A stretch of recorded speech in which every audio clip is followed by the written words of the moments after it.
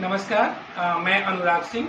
आज हम लोग प्रयास करने जा रहे हैं एक छोटे से वीडियो के माध्यम से कि हम गर्भवती महिला के घर पे गृह भ्रमण के दौरान या आंगनबाड़ी दीदी गोद भराई के दौरान किन बेसिक संदेशों पे बात करेगी कि एक गर्भवती महिला को क्या क्या सलाह देना जरूरी है, उस पे हम लोग बात करेंगे।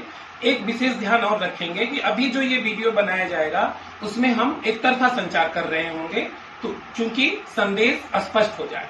लेकिन जब हमारी आंगनबाड़ी या आशा गृह भ्रमण करने जाएंगी तो वो सुनो, समझो, फिर सलाह दो विधि से ही गृह भ्रमण करें, उसमें एक तरफा संचार न करें।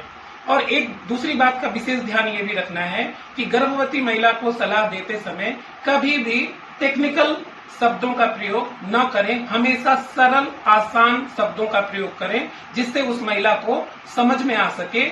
और जो माँ होती है, चाहे वो गर्भवती माँ हो, धात्री माँ हो या कोई भी माँ हो, माँ हमेशा अपने बच्चे के स्वास्थ्य के प्रति बहुत ही सचेत रहती है। तो हमेशा गर्भवती महिला को सलाह देते समय उसके गर्भ में पल रहे शिशु के पोषण से ही सारे संदेशों को जोड़ना, ये अपने आप में एक विशेष होना चाहिए कि अगर उसके गर्भ में पल रहे शिशु से उसके पोषण को जोड़ा जाएगा तो माँ के व्यवहार में परिवर्तन होगा और वो स्वस्थ शिशु को जन्म दे पाएगी।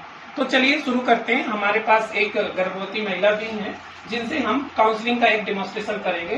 नमस्ते बहन जी। सबसे पहले आपको इस बात का ध्यान रखना है दीदी कि गर्भ का जैसे ही पता चले तो हमें तुरंत अपना आंगनबाड़ी दीदी से, आशा दीदी के माध्यम से एनम बहन जी के पास जाना है और गर्भ के प्रथम 3 महीने के अंदर अंदर कम से कम आपकी एक जांच हो जाए और ये टीकाकरण कार्ड बन जाना चाहिए, पहली बात। दूसरी चीज, गर्भ के प्रथम 3 महीनों में ये फोलिक एसिड की टैबलेट खिलाई जाती है और इस टैबलेट को खाने से, हम साधारण शब्दों में आपको समझाएं तो आपके गर्भ में पल रहे शिशु को जन्मजात दोष से बचाया जा सकता है। जैसे आपने गांव में देखा होगा, कई सारी महिलाओं के ऐसे बच्चे पैदा हो जाते हैं जिनके होठ कटे होते हैं, तालू में छेद होते हैं या 6 उंगली होती है। कहने का मतलब है कि वो जन्मजात दोषों के साथ पैदा होते हैं। तो उसका मुख्य कारण है कि वो महिलाएं गर्भ के प्रथम 3 महीने में ये फोलिक एसिड की टैबलेट नहीं खाई हैं। आपको समझाने का एक ही तात्पर्य है कि गर्भ के प्रथम 3 महीने में ये गोली खाना जरूरी है। अगर ये गोली खाएंगे तो गर्भ में जो बच्चा पल रहा है उसको हम जन्मजात दोषों से बचा सकते हैं, जन्मजात विकृतियों से बचा सकते हैं। ये प्रथम 3 महीने में। उसके बाद चौथे महीने से हमारी चलती है आयरन टैबलेट। ये आयरन टैबलेट है जो खून की कमी को पूरा करता है। अब आपकी साधारण शब्दों में बताएं तो बच्चा 9 महीने माँ के पेट में रहता है और 1 महीने में होते हैं 30 दिन, तो 9 महीने में हो गए हमारे 270 दिन। 270 दिन में बच्चा माँ के पेट में बनता है और जब कोई भी चीज बनती है, निर्माण होता है किसी भी चीज का, तो उसमें लागत लगती है। उसी तरह से माँ के गर्भ में 9 महीने में बच्चा हाथ, पैर, सर, दिमाग सारा माँ के पेट में बन रहा होता है। तो उस समय माँ के पोषण का विशेष ध्यान रखना पड़ता है क्योंकि माँ के पोषण का सीधा असर उसके पेट में पल रहे बच्चे पे पड़ता है। तो चौथे महीने से ये आयरन की टैबलेट खानी होती है।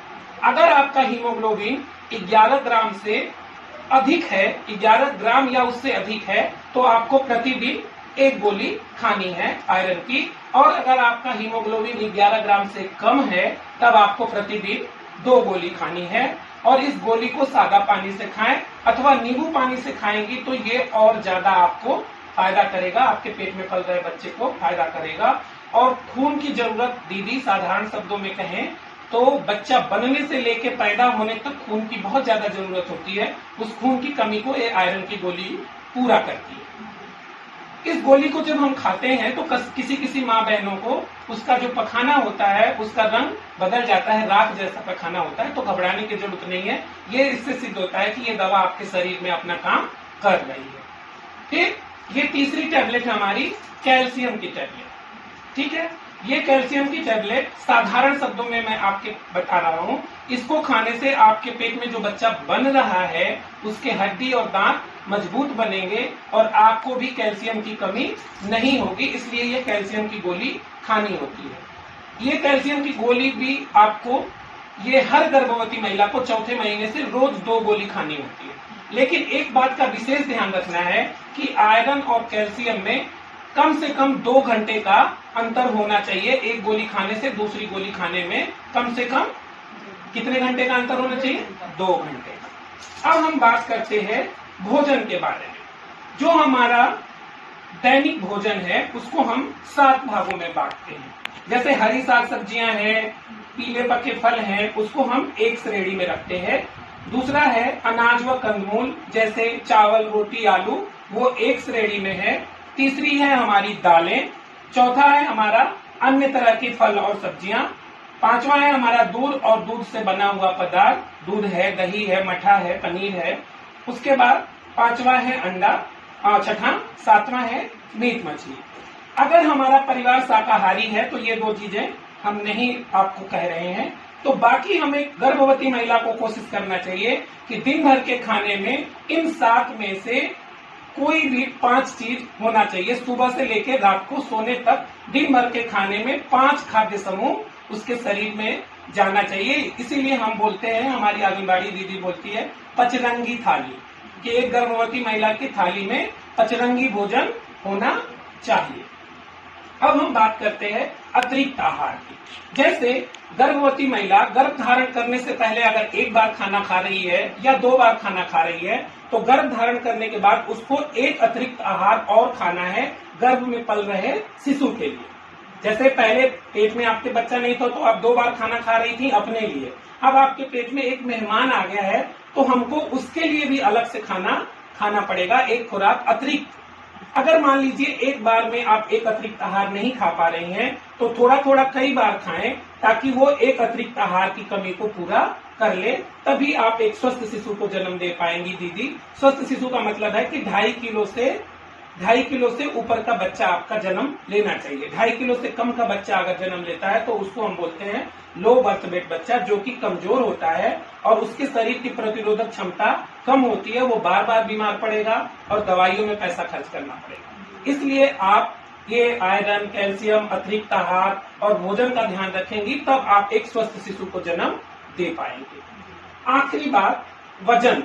ये जो आप टीकाकरण कार्ड है दीदी तो आप देखेंगी यहाँ वजन वाले कॉलम में लिखा है कि गर्भवती महिला का कम से कम 9 किलो से 11 किलो वजन बढ़ना चाहिए पूरे गर्भकाल में। तो वजन तभी बढ़ेगा जब आप अपना अतिरिक्त आहार बढ़ाएंगी, 5 प्रकार का भोजन लेंगी, आयरन और कैल्शियम नियमित खाएंगी, तब आपका वजन पूरे गर्भकाल में 9 किलो से 11 किलो तक वजन बढ़ेगा। और जब वजन बढ़ेगा तो आप एक स्वस्थ शिशु को जन्म दे पाएंगे। तो जो अभी आपसे बात हुई वो हम एक बार फिर से दोहराते हैं कि गर्भवती महिला को जो संदेश देंगे उसमें पहला शीघ्र पंजीकरण, उसके बाद folic acid, iron tablet, calcium, उसकी अतिरिक्त आहार, 5 प्रकार का भोजन और वजन बढ़ने का महत्व। ये बेसिक सलाह है जो गर्भवती महिला को देनी ही देनी है। इसके अलावा जो टेक्निकल चीजें हैं उसके लिए हम एनएम को और सीएचओ को रेफर करेंगे। बाकी हमारी आंगनबाड़ी और आशा इन बातों का ध्यान रखते हुए गृह भ्रमण के दौरान और गोद भराई के दौरान इनका सलाह दे सकती हैं। धन्यवाद।